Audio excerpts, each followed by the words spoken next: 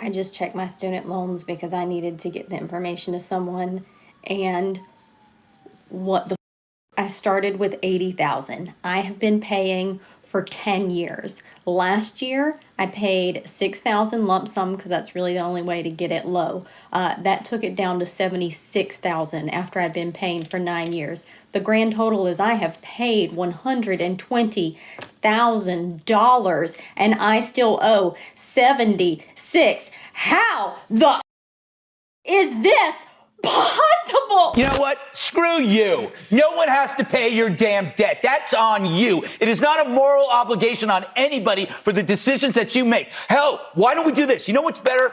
Forget the student loan. I just saw that. I'm sorry.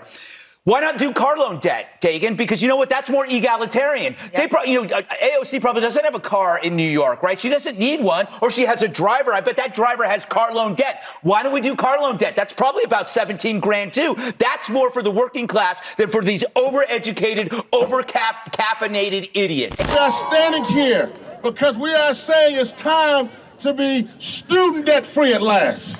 Student debt free at last. The need to protect shareholders is what the CEO of one bank known as SoFi cited as his reasons for suing the Biden administration over its pause on student loan repayments.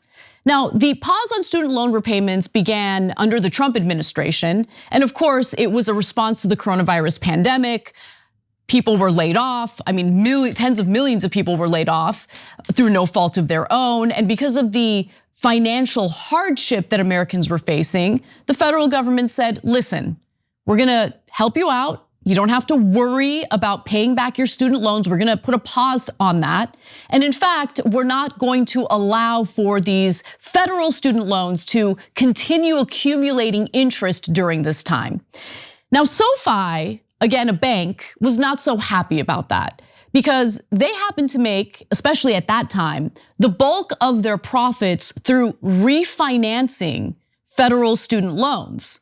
So if you have a federal student loan and you happen to have excellent credit, SoFi would be able, in some cases, to refinance that loan for a lower interest rate, and that's how they were able to make their money. When you essentially set the student loan interest rate at 0 and let students know that they do not have to repay their student loans for a limited period of time, well, then they're less likely to look for refinancing opportunities, and that's where SoFi has gotten incredibly salty about this. The pause on federal student loan payments, interest and collections, which began in March of 2020, has cost SoFi between $300 and $400 million in revenue and between $150 million and $200 million in profits. And that's according to the company's legal filings. It's according to their lawsuit.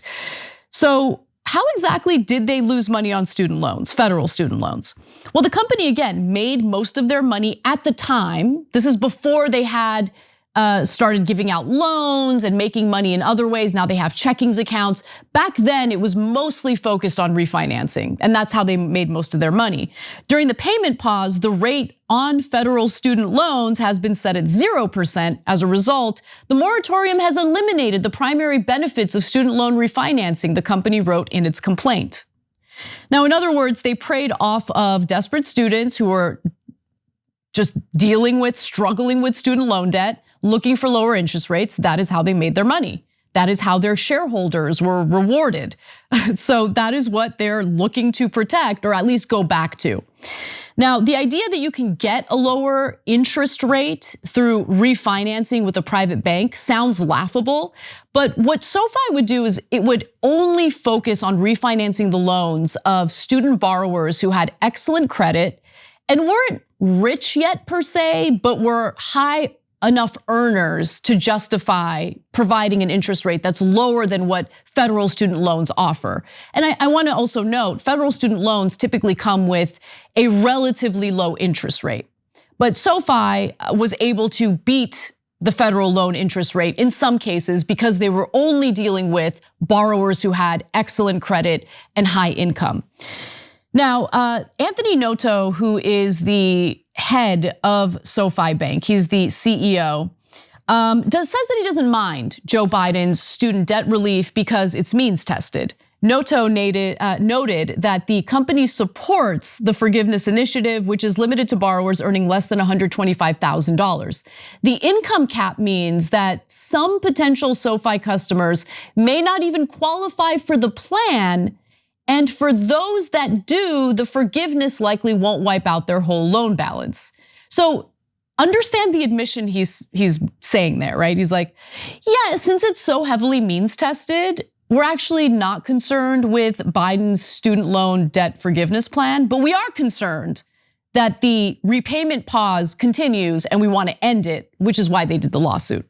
Okay, so the thing that I want you guys to take away from this story that's super relevant is that when it comes to student loan debt, there are so many entities, there are so many players that make money off of federal student loans, okay? You have banks that make money off of it, right? In this case, banks looking to refinance those loans and essentially make profits through the interest that they attach to those refinance loans. You also have student debt servicers who make money off those loans. And you also have the federal government, by the way, which also charges interest and makes money off of federal student loans. In fact, Noto mentioned that during a recent interview with Yahoo Finance. Let's watch. There's currently a debt ceiling issue that's coming. If they just eliminated the moratorium on student loan payments, they'd recoup $5 billion of tax revenue on a monthly basis, which could help fund some of that debt with better servicing. I mean, the federal government could be making that debt ceiling fight, it's coming up. It's coming up. I mean, if the Biden administration wants to provide an example of what they can do to generate revenue, force these students to repay their student loan debt. And when you have all of these different entities involved, when you have this profit motive attached to federal student loans, then of course there's gonna be an orchestrated effort to block or reverse anything that the Biden administration or anything any administration might want to do to provide relief to student borrowers. Which is why, while I guess I commend the Biden administration for wanting to do something to help alleviate what student borrowers are going through, it was really a Band-Aid to a much larger problem.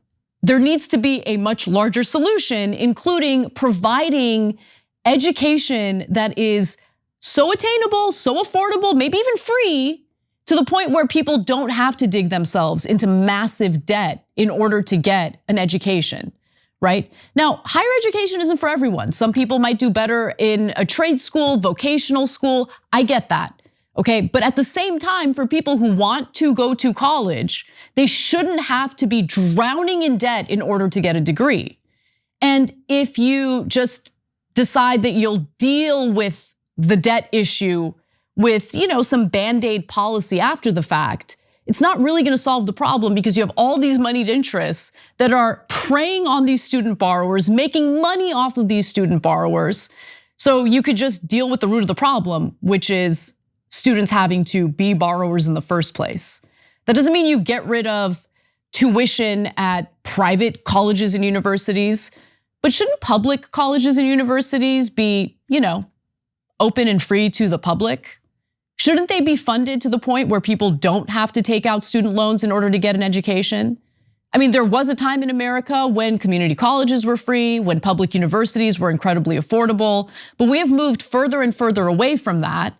And as higher education becomes less attainable, more expensive, all we hear from the party that's supposed to represent the average American, the average worker, is, hey, we got a Band-Aid for you, but it's gonna be so means tested that the CEO of a bank is okay with it. He's okay with it because God forbid we upset bank CEOs.